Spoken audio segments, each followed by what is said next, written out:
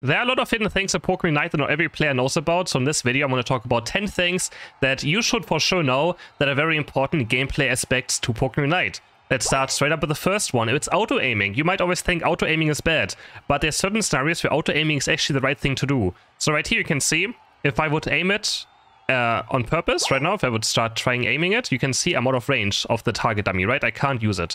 But as soon as I auto-aim it, you have more range. And this is the thing with every single point and click. So Voltec, Electro Ball, Serena Unite, Charizard Unite, anything that is point and click has more range when auto-aiming, which is obviously a very overlooked feature. It makes no sense, right? You can see out of target, and then you can see like this. And with Voltec it's the same. I'm going to walk up, of course, now.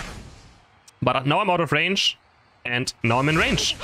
But as an Electro Ball, you can see it the best.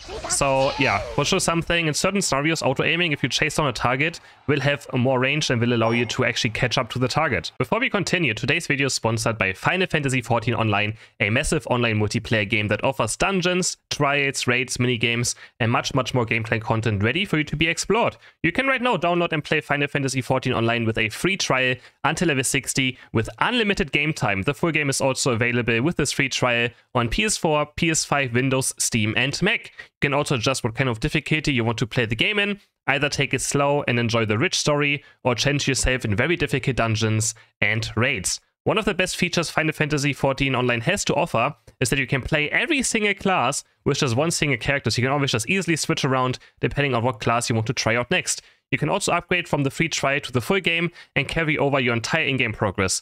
Join me in Final Fantasy XIV Online and download the game right now for free with the link in the video's description. At number 2, we have something very important as well, which is you can actually see the enemy jump pad even if you don't have vision on it. You can just go over your camera right there and you're able to score. So you can just kind of sneak out like in these scenarios, wait out, see if someone jumps, then you can go in and get your back done. Or in scenarios like this one right here, you can step back because, you know, he might be jumping bot lane and you can go back and actually surprise your opponent, or just make sure you're safe, right? In this scenario, I see the jump pad happening and I just back off as soon as I see it, because if I'm capping and they're obviously going to jump there. And so you can either use it as a hiding tool or using while you're scoring to make sure you don't get jumped on and then you get CC'd, you know, by the jump pad. A very important thing. I always use it pretty much every single game when I go for these scores, either if it's, you know, a back cap or if it's something aggressive as well. Similar to the jump pad, you can also see if someone is actually on a goal, because you can see if someone receives a shield. Let's say you want to go for a late game score, like you're walking down bot path, right? You want to check towards this goal and then see. And you can see right now no one's on the goal, and as soon as I walk onto it, you can see now there's a shield on the entire goal, which will show you that someone is on it, because they're getting healed or shield. Off again and on. Now you can clearly see, also very important, similar to the jump pad, to just abuse. This is like information. It can help you win games to make sure you don't overextend towards the goal and just get, you know, killed. At number 4, we have circling inside and outside of a goal. So if you go from out of a goal into a goal, you can actually heal a tiny bit faster. It can be important for like early game if you just want to heal up a bit faster, or it's very important as well in the second goal. The second goal heals much more than the first goal, to be able to get back to full HP a tiny bit faster if you want to go back into a fight. Nothing too crucial, but still, it's interesting to know about it, right? And if you see me on my games or my streams always running me inside and outside of these goals, this is exactly why we're doing it. At number 5, we have something that should be known, but I don't think everyone knows about this. If you have an ally on a goal, enemy goal pad, you actually score much faster. So on the left side, we have no ally on the score. On the right side, we have one ally on the score. And you can see with 50 points, it's much faster. And this is very important, especially for early game as well. Let's say you have like 10 points, you want to stack an attack rate in. If your ally walks onto the goal with you, there's a higher chance you'll be able to get those 10 points in, because of course it's going to take a bit longer than just like 5 points or something. But having that ally on the score is very important also for endgame pushes, right? If you go like 3 or 4 onto a score, it's even faster. And just make sure you don't get, you know, jumped on by jump pads. But it's very important to stay on the goal. And here are the numbers. So it's 30% with one ally on, 35% with 2 allies, 40% with 3 allies, and up to 60% faster scoring with just 4 teammates onto the goal. So if you go for a 5-man push onto a goal, make sure you stand on the push onto the goal to make sure it's much faster. At number 6, we have something auto-tech related. If you have nothing close, you can actually press A. If you stand still, if you don't use your left cursor or left joystick, you can stand still and auto-tech air, which can build up boost auto-techs. And it's very important for Pokemon like Serena, right here, because Serena's boost auto attacks help her get her passive. But in general, if you like start ganking, nothing is going on, you can just auto attack air. Only gotta be careful if something is too close, like here the blue buff is in range, right? My character will start walking towards it. So it only works if something is really not in range, like this right here. And then you can just auto attack air Gotta make sure you're not too close to an opponent to build this up. And this is also very important for basic attack range Pokemon like Ninetales, Cinderace, Greninja, Decidueye.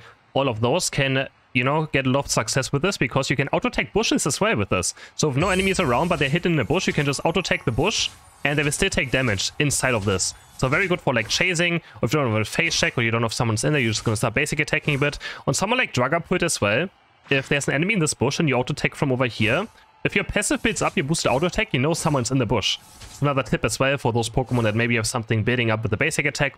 But in general, just like you can just do this, stand still. If no enemy is of course close here that takes your aggro, you can just basic attack and go for the bush. At number 7 we have Eject Button. Eject Button, a thing you can combine with a lot of moves in Unite. I think a lot of people actually know about it. The most famous one is probably Blastoise.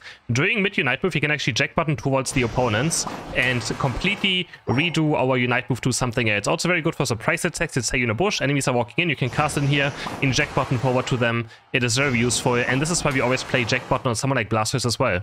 And also on someone like Garchomp, you can actually use it meet your Dragon Rush Dragon Claw combo like this, and Eject Button onto your opponents from far away as well, and still be able to reach them. This is very, very strong on Pokemons like Garchomp and a lot of other Pokemon like Power Punch, Lucario, Brave Bird, Talonflame. Those are all Pokemon. There's a lot of Pokemon in the game where you can use your Eject Button, Mystic Fire, or Fire Blast on Delphox, where you can just increase the range thanks to Eject Button like this.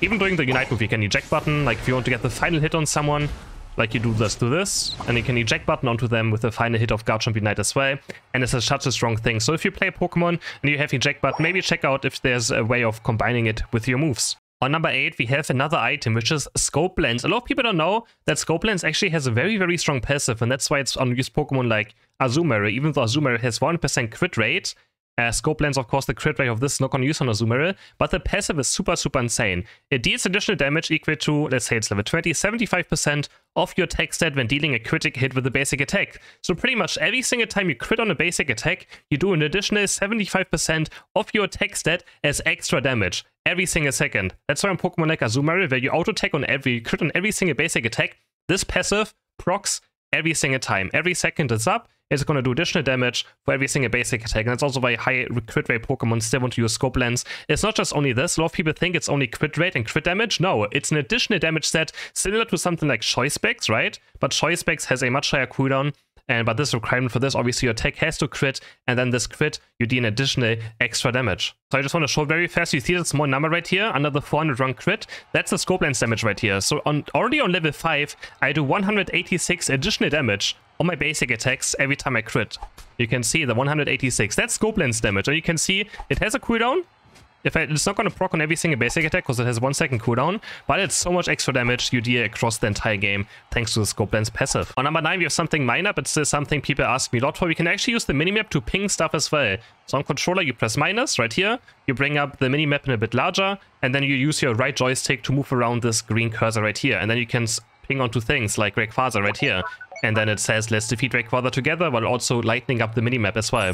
Or we press to maybe want to defend top goal. We go here, left cursor, right cursor onto this goal right here. We press it, defend our goal zone. And the same works for like Regirock, you know, but it has a cooldown. You can't use it too often. It has a cooldown, you have to wait a bit.